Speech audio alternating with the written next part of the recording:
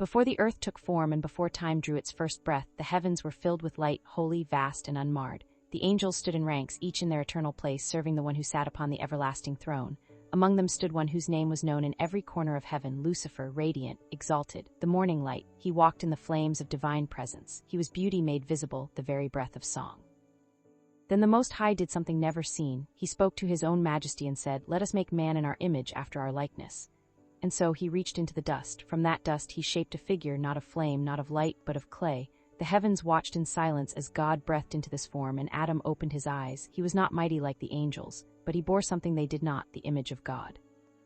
And then the voice of the Eternal echoed across the stars. Bow before the one I have made. There was a great silence. Then the angels obeyed, not to worship the dust, but to honor the will of their Creator. All bowed except one.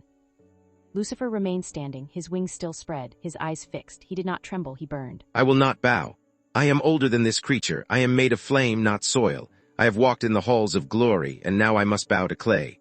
Michael, the Prince of Heaven, stepped forward. His voice was a storm wrapped in mercy. Lucifer, this is not for the dust, this is for the breath. Obey the command of the Most High, lest you be cast from his presence. But Lucifer's pride had already grown wings. He turned to Michael and with fury in his eyes declared, "I will not be cast down. I will rise. I will build my throne above the stars. I will sit upon the mount of the congregation. I will ascend above the clouds, and I will be like the Most High." In that moment heaven wept. The first rebellion was not born from violence, but from the whisper of pride in a perfect heart. And so the Most High cast him out, not as punishment alone, but because light cannot remain where pride takes root. Lucifer fell, from highest to lowest, from bearer of light to shadow of wrath, from son of the morning to the adversary, but he did not fall alone. A third of the heavenly host followed, their loyalty stolen by his voice.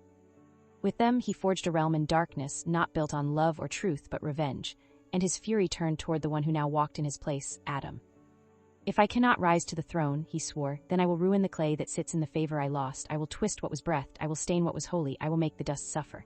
So the war moved, not with swords but with temptation, not with armies but with lies, and Eden, still pure, untouched, waited for its first shadow.